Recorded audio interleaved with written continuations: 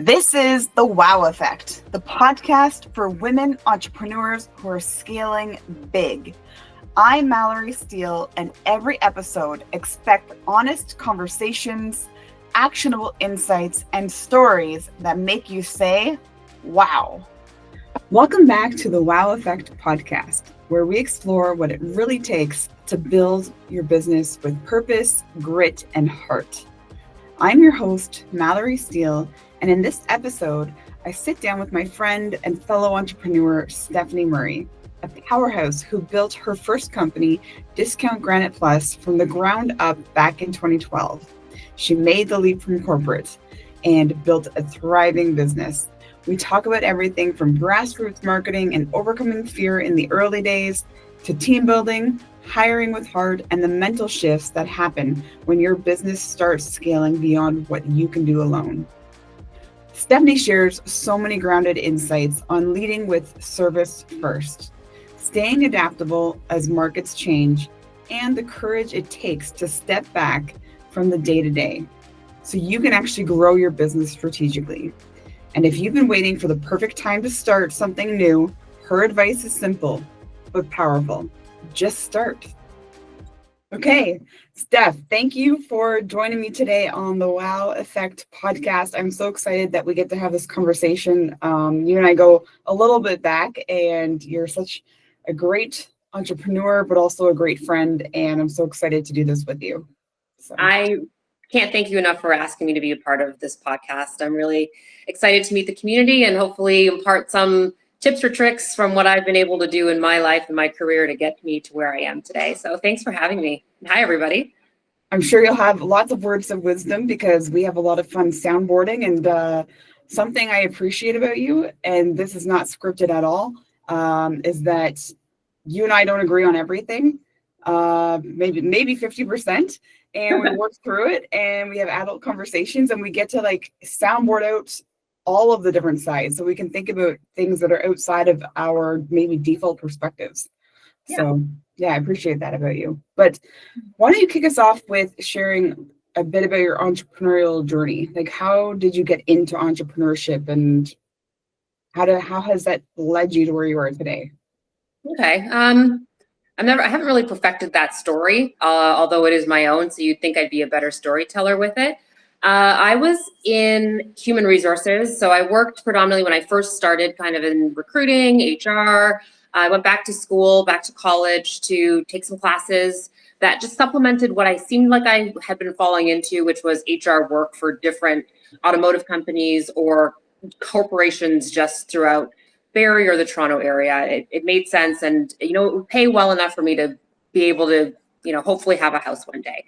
But I always knew I wanted to be in business, and I always had hoped to be in business for myself. I truly didn't know what it looked like. And the way my journey really started was actually with a past romantic relationship. My first husband, actually, he ended up losing his job.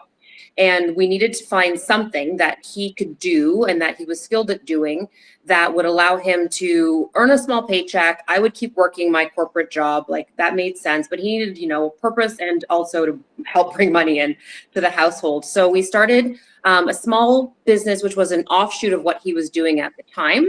Happened to be granite countertops. He had learned from some other business people how to measure, how to build, and how to install. And so the idea was, if we can do one or two small countertop, probably bathrooms, because you can generally do that by yourself. We would be able to say we have a small business. Again, I would help out here and there around my own job, and go from there. And we started that back in trying to think of how old my son is now, 2012. So my son was, he was still in daycare, or just one and a bit. And Discount Granite Plus was born, and it quickly became an entity that was more than 2 countertops per week. So beyond my 9-to-5 job, I would pick up my son, and then I was still helping to do purchasing, do marketing, do anything that needed to happen to run the business and supplement his physical labor with all of the kind of soft touches that I didn't necessarily know how to do, but I knew how to do. And I did. And after very quickly, we went from 2 small vanities to 2 vanities in a kitchen to 3 kitchens to 5 kitchens. And I remember by that point, we had welcomed our second child, my daughter, and throughout my mat leave with her, I would help out, and I was pretty much in the office all the time. She was a staple in the showroom, if you will, which was a very small storefront. So I say showroom, like, again, not what you would think. And by the end of that year, where I was supposed to go back again to the corporate world and restart, it made sense for me to stay with the business and keep growing it, because we had already seen such growth from our initial goal. And by that point, we had now 3 or 4, maybe even 5 employees, if I think about it. So I was able to, don't get me wrong, I was making minimum wage, but we had the flexibility, having small kids, to work for ourselves and still, keep the lights on for our house, for the business, and employed a couple of people throughout the community. So I think your story is so inspiring, and I have like a billion questions because it's not, well, I'm sure anyone listening would think, okay, how did you grow it that quickly? And what gave you the confidence to not go back to your job and move forward with it? And you have employees, and you have an HR background, which not many people do when they actually jump into entrepreneurship.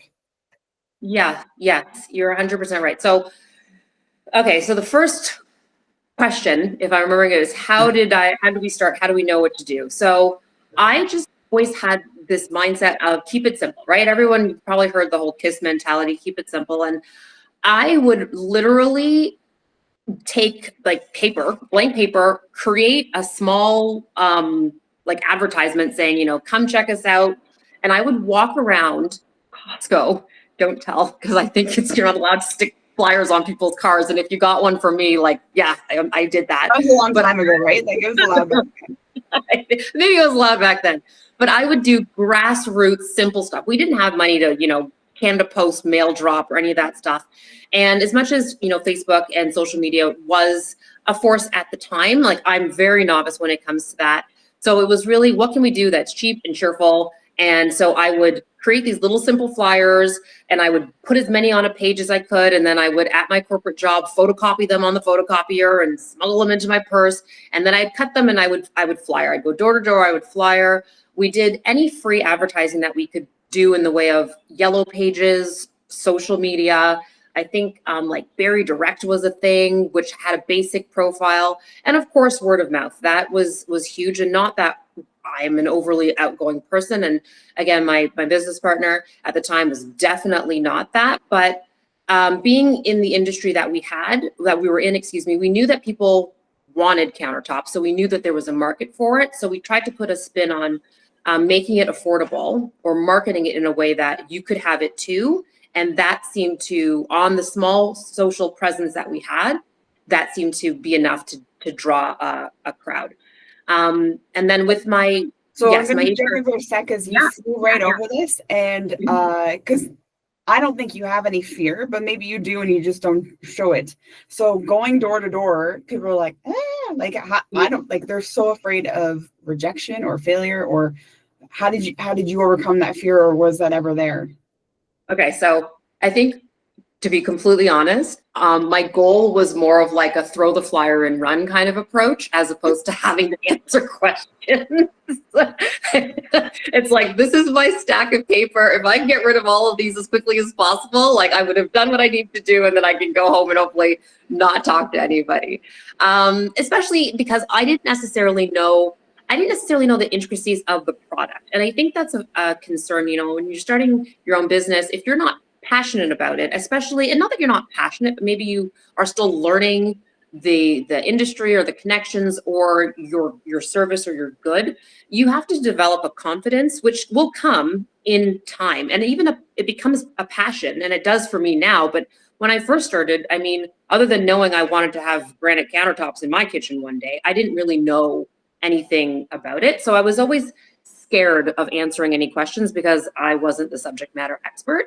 But for me, what I did, and the way I still approach things now, is just being approachable enough and honest enough to say, you know what, I don't know, but let me figure it out. And when we started the business, a lot of that was what we ran into. There were people that wanted things served like colors, a particular product that we didn't sell. We just didn't.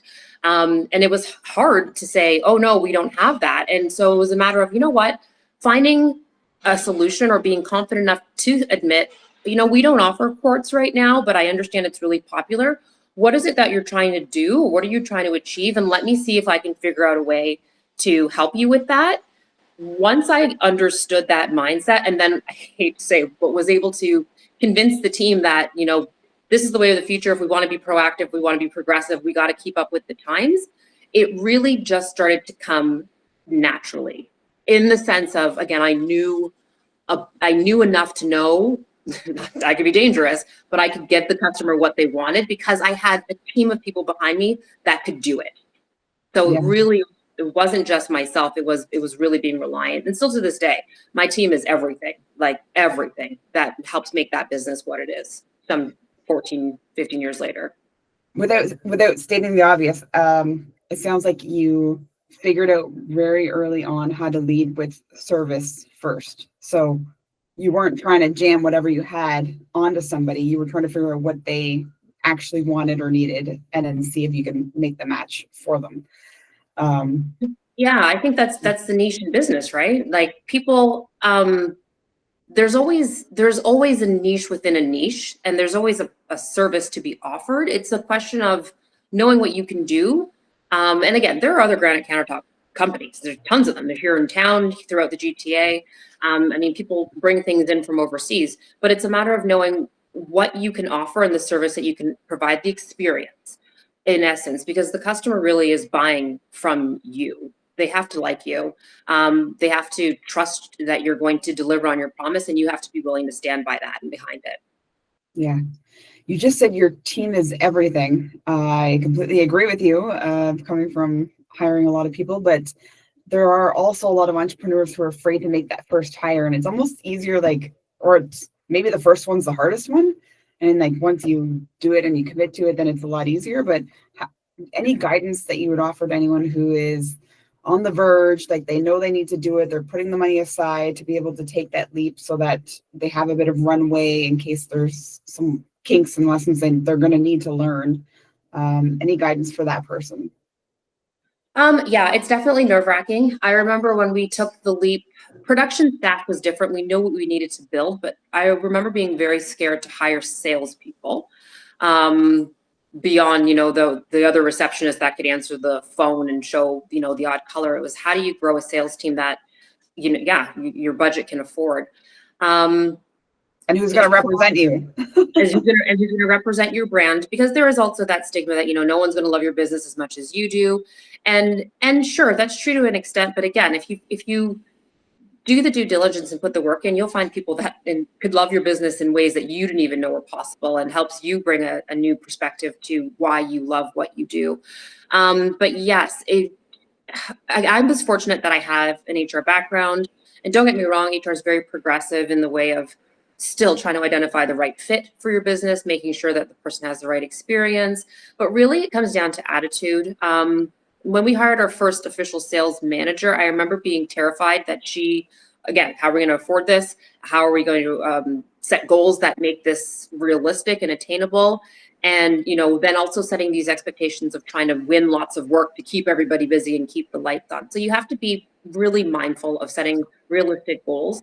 Understand that you're not going to win every job, nor do you necessarily want to, and that the person that you are bringing in is the right fit and has the right passion for your business and for the product. Because, as you know, you mentioned, Mallory, sometimes we disagree professionally and, you know, as friends. And same thing with and I'll use my sales manager again in this example. We have had our share of ups and downs. There have been instances where I have encouraged her to, you know, do different jobs or seek out different projects where, you know, she has come back to me and, you know, been able to say, we're not ready, or we are ready, or I'd like to do this, versus, you know, not doing that. So you have to be open and flexible when it comes to that move, because it can be nerve-wracking. But I will tell you, it was one of the best decisions we did make when we finally made that, which for her was probably, we were probably 3 years in when we hired 2.5 to 3 years in when we hired a full-time sales person beyond myself, knowing I had to let go of and I couldn't manage everything. So trusting somebody else took time. Yeah, that's really good. I often tell people, like, put aside 3 to 6 months worth of covering your expenses so that that person has ramp up time. Is there anything else like along those lines that you would recommend? Yeah, that's definitely a good strategy. Again, I nerd out when it comes to planning. So I had, an idea of what the job description or the expectations would be, which all would go into that kind of 3 to 6 months of planning and forecasting. By that point in our business, I kind of was able to track how we operated cyclically speaking. So I knew that, starting a person at this particular time, we would be busy enough that ideally their momentum would carry us over a certain hump or threshold. So yeah, I mean, you can overplan it for sure. And I don't want to say, 9 months or 12 months, but definitely having at least a couple of an understanding of your timelines and your business, your model, and your clientele will be helpful when it comes to deciding how best to scale.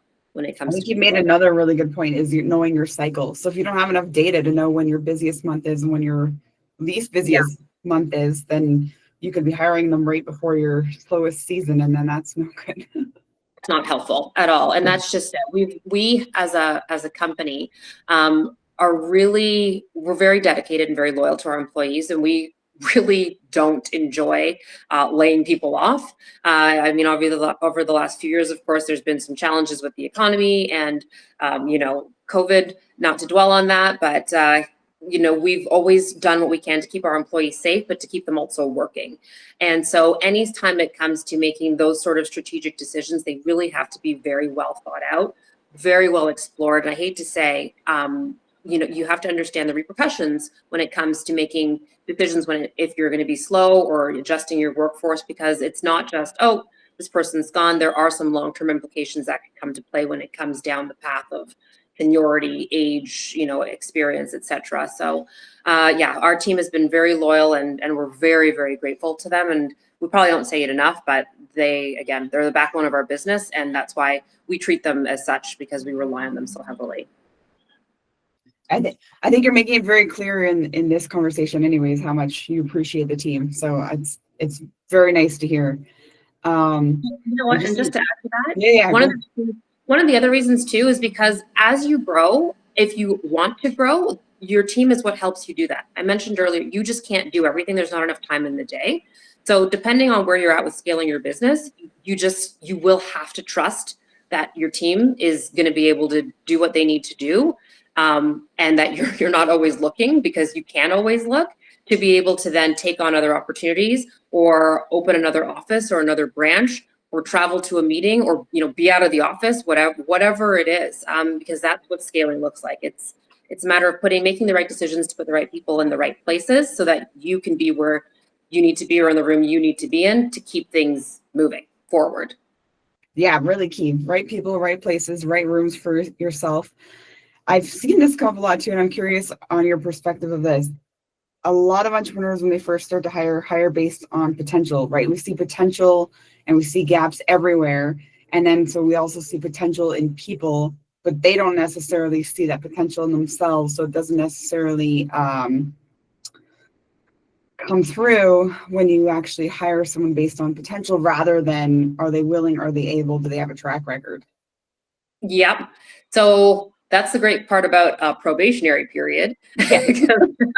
People can look great on paper and they can show up with all the energy in the world after 6 big coffees before their interview, and then they get in and to the job and they fail to disappoint. And don't get me wrong, obviously as a leader you want to mentor, you want to support, you want to encourage and inspire your team to be their best selves. And sometimes, sure, that doesn't happen overnight, but generally if that fit doesn't exist, it's going to show sooner rather than later. And that's generally speaking in the first 3 months, when you can make some changes to move that person out of the organization if that's what needs to happen. So Steph, you're a great leader to your team and you show up as a great leader in your community. Is there anything you do to expand your business and personal development? um, like, well, Mallory, Or I what am did you do? I am always trying to expand my personal development. I think that, and I said it to my daughter this morning. She's like, "Oh, it's another school day, and I'm just not ready. I wish it was the weekend." And I'm like, "Honey, you're always learning. You're always going to be growing. Like that is just the nature of life. You should want that, and you should want to be your best self. You should always try to set a goal and knock it out of the park. If for nothing else, than for yourself, to give yourself a sense of accomplishment." So I'm personally feel like I'm always on a quest to be better.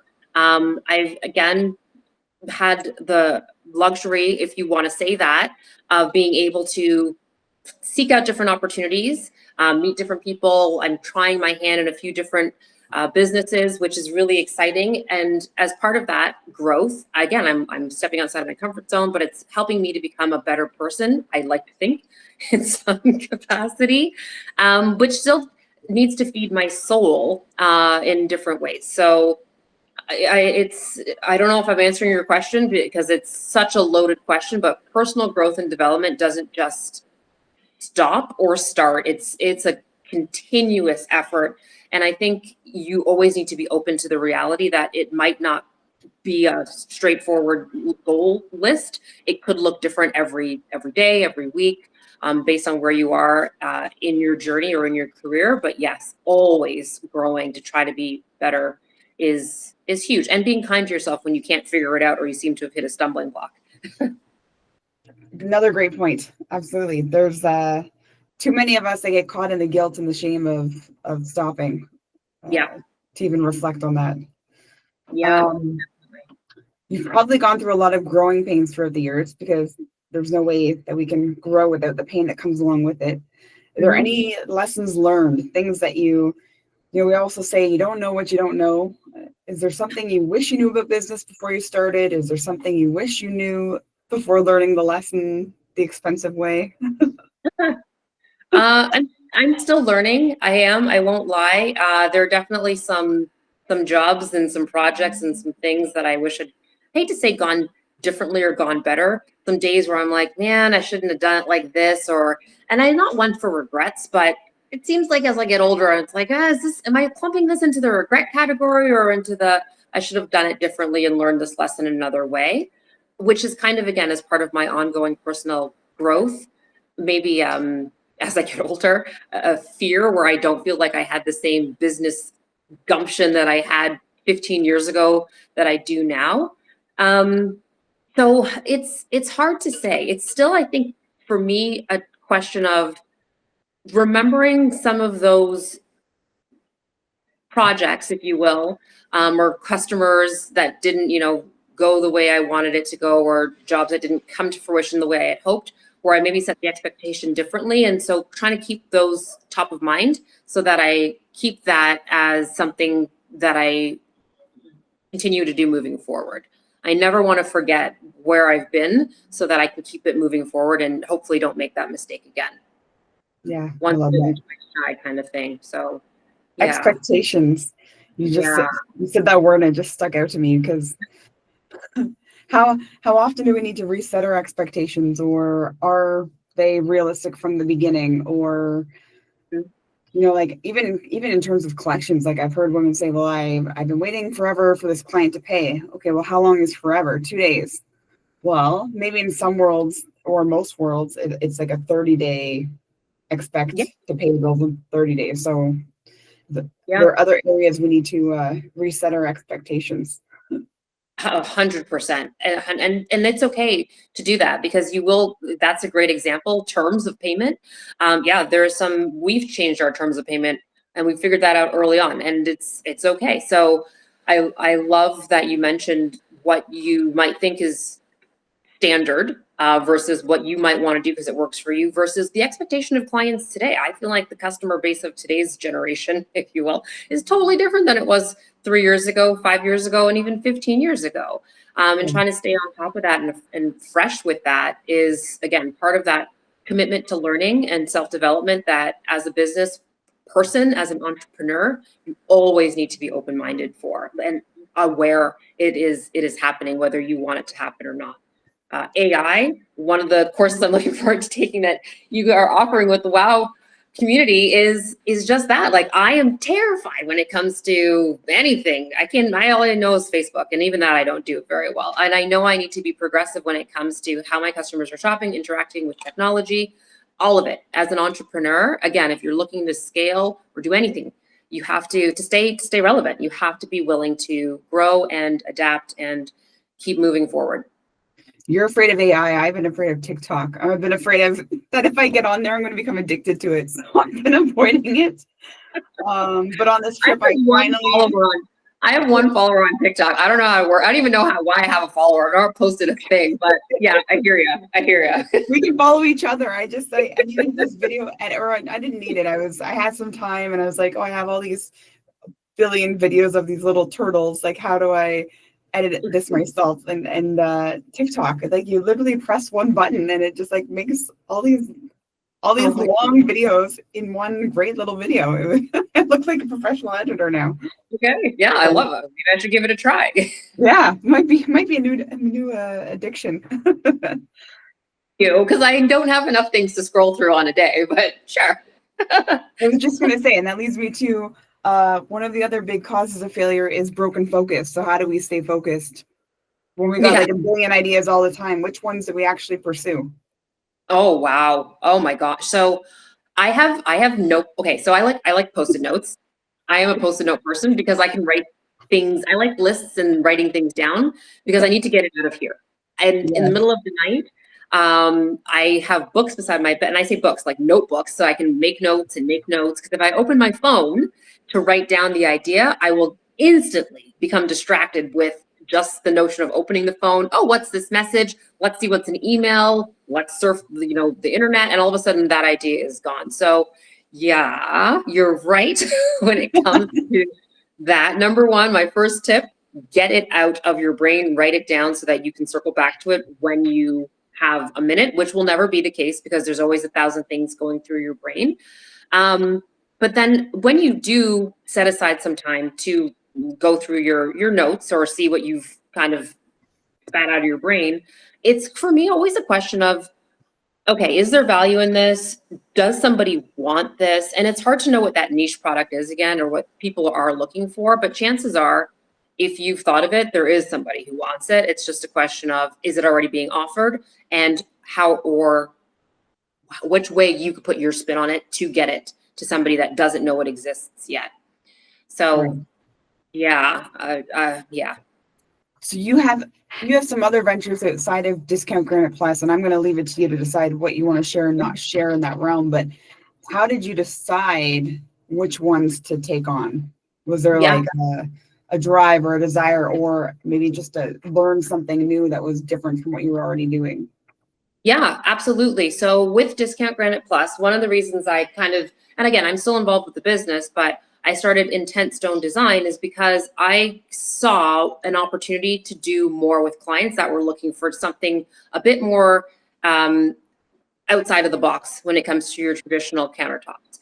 So with that particular business entity, I still do counters, of course. People call, hey, I need a kitchen, I need a bathroom. Okay, well, let's figure out what the best way to go about getting that for you is. But I've been able to break some really cool barriers when it comes to architectural stone design.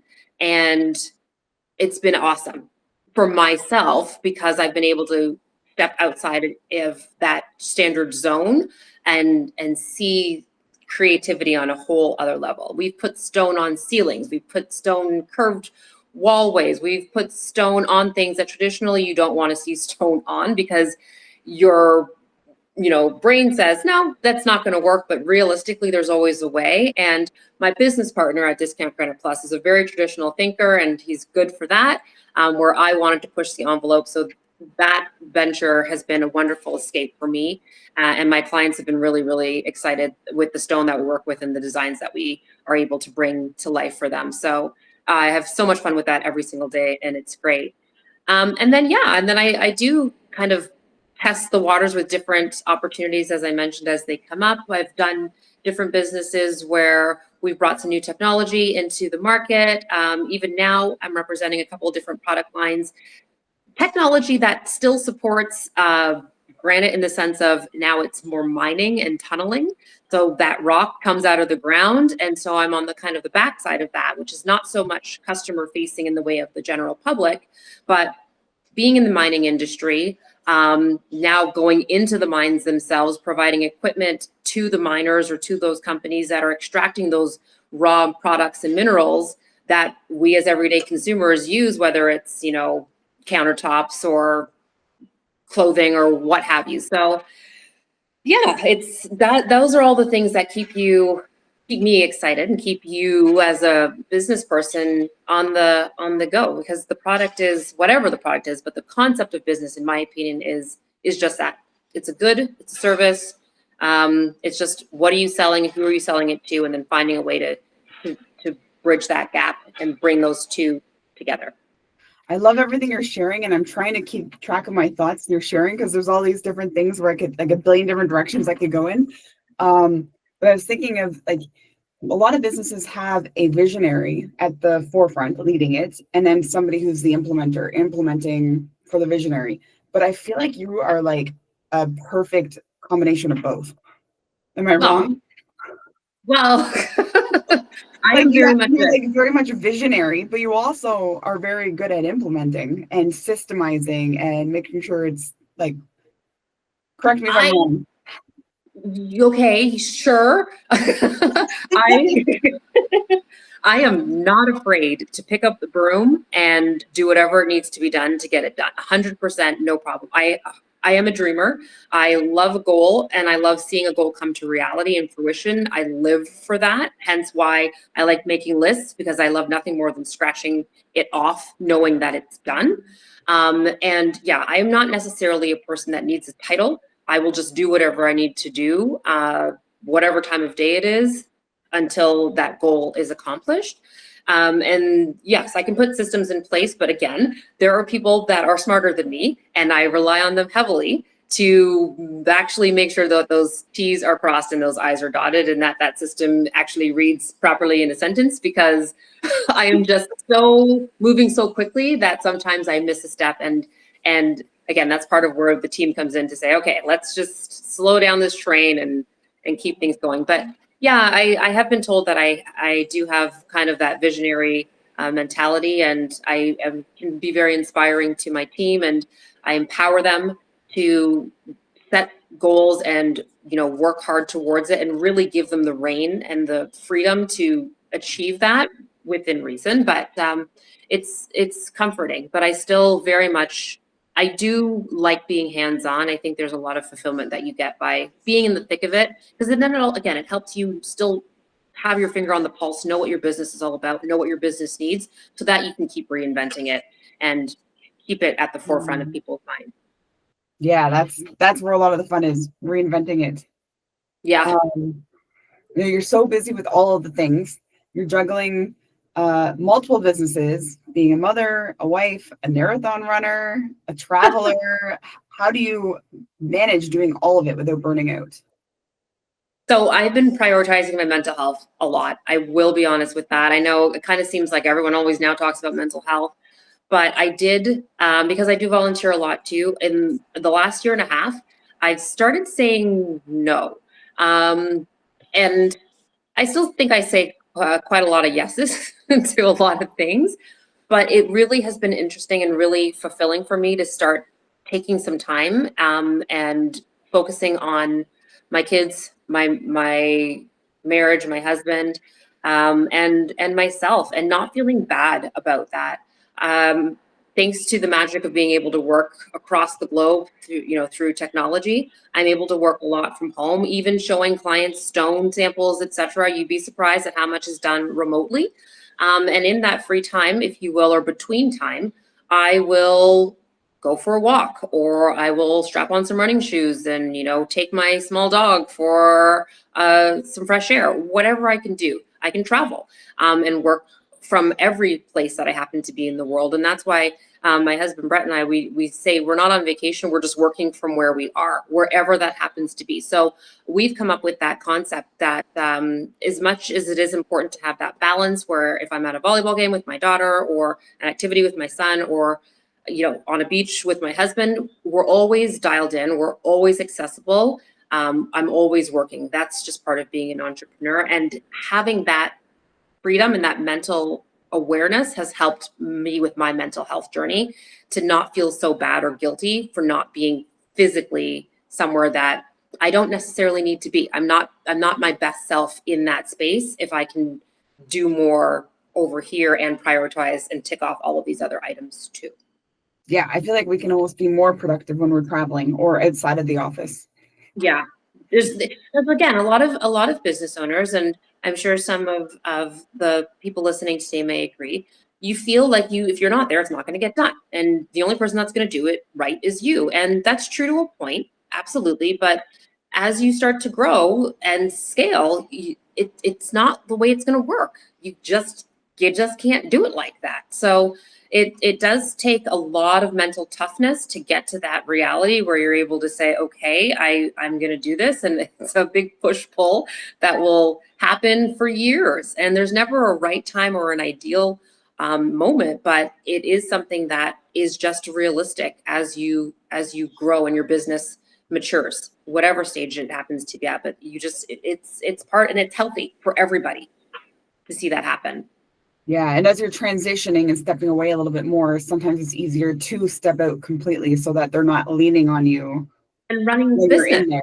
Yeah, you can't work, and forgive me, I'm going to say this incorrectly. You can't work on the business if you're in the business, right? Like, and you do, sure, but really that forefront and that foresight's going to come when you're able to step back and actually work on growing it, if that's what your goal is, as opposed to being in the thick of it. Again, the toilets need to be cleaned and the floors need to be swept, sure, but generally speaking, you want to be driving the bus, not working under the hood. So good. What are you excited about next? There's so many things. I mean, it's a beautiful day here, so I'm excited about getting outside and 5 o'clock, if you will, coming around and just switching gears from working inside to sitting outside checking email. But yeah, I mean, there's so many good things always coming, and I am grateful for that. Every day, as much as I have my calendar set and I know what I'm going to do, I'm open and excited for the opportunity that's going to come down the pipe, who I'm going to speak to next. As much as, again, I'm not always the most social or always looking to talk to people, I still do hide. I'm looking forward to the future. The future is bright. It's happening. It's changing. It's evolving. And I'm open-minded to that. And I'm excited for what it brings. I'm trying to curb my anxiety and, welcome the incoming change and the excitement that's going to come along with it in a positive way. Are there any kind of, as a wrap up, any final thoughts or words of guidance or wisdom that you wish were imparted on you before you started your journey or at some point through your journey in entrepreneurship? So my brother is looking to start a business. He's been trying to start a business his entire life. He's got a great corporate job, but he's like, I want to start a business. I want to start a business. We have these conversations almost every other day. Advice that I would give to him or anybody else, because I don't think people think about it enough. There's never the right perfect time. You can save all the money in the world. You can build the best business plan, but really you just got to start. Just start. If you have the idea and you aren't sure, ask the questions, but just get started. And you'd be surprised at what you can do with just a couple of hours or even a few minutes a week, just building something that will grow if you nurture it and you try and you want it. So that is advice I wish I had been given a long time ago, when there were naysayers that absolutely said, you're crazy. I can't believe you would ever start a business, let alone leave a job, and you've got young kids, et cetera, et cetera. I'm guessing those people were not business owners. I'm guessing those people were not business owners. And that's okay. My parents, my mom's always been incredibly supportive, but my dad, a lot of people that have the comforts of, great jobs or a job, and we're just nervous about that. And I think, again, it comes from a well-intended place, but you're right. They're not business owners. So again, I guess another piece of advice would be take advice from somebody that's where you want to be, not the other way around, not necessarily. And be mindful of where that advice is coming from. So good. So good. Thank you. Is there anything I missed? Oh my gosh. We could have this conversation for hours. I know. I'm like, I don't even know what time. I don't want to know what time it is because okay, no. We're tracking pretty good. I'm so disciplined. I'll keep us on time. Yeah. Did we set a time? I feel like let's just chat and see how this goes. So Yeah, right? no, this has been so much fun. I really appreciate you asking me to be a part of this, as I mentioned, and truly, I hope I imparted some sort of tools that everybody can find a little something from to incorporate into some aspect of either their day or their life or their business. Because yeah, again, as a business owner, I'm looking for that good stuff too. So keep those tips coming.